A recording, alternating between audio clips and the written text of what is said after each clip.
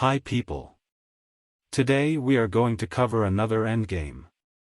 Last video we covered pawn endgames and today we are going to get into knight endgames.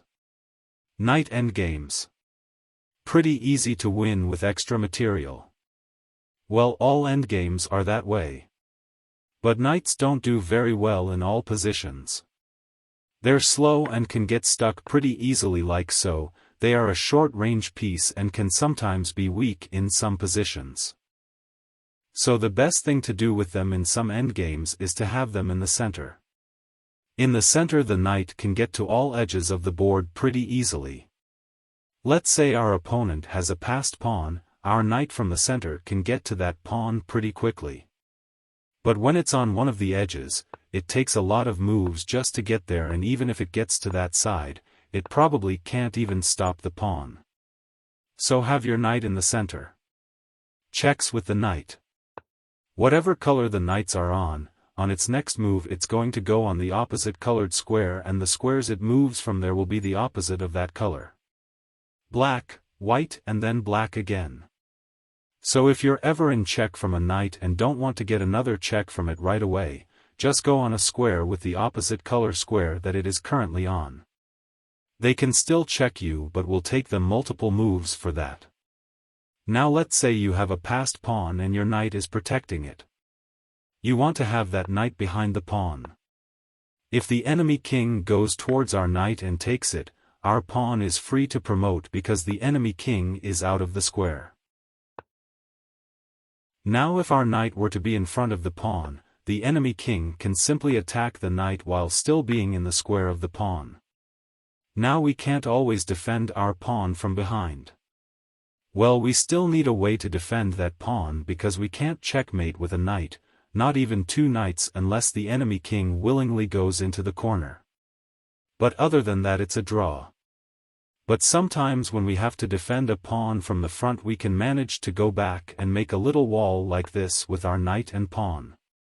Then we can move that knight to a different square that's behind the pawn to defend it or bring in our king to help out a little.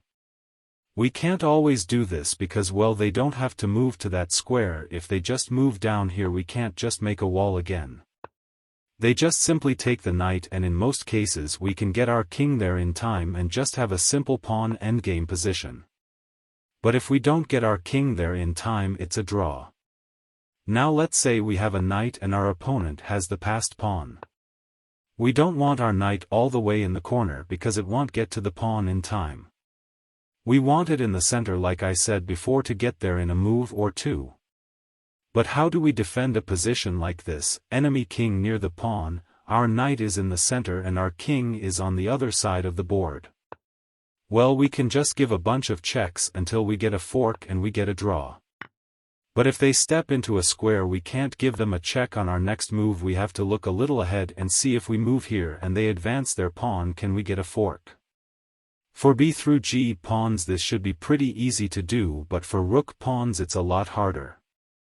Knights have a harder time stopping rook pawns because they don't have enough space to move around the pawn. If the enemy king is nearby, we still look for checks and everything as we did for the pawns for b through g, getting forks, and looking ahead if there is no check to give. But don't let them get down to like one rank away from promotion, because if it's there and all you can do is place your knight on the promotion square, their king can kick the knight pretty easily and even capture it. This wouldn't be a problem if it were a b through g pawn because you have a lot more squares to place your knight in and you can just give a bunch of checks hoping for a fork like before.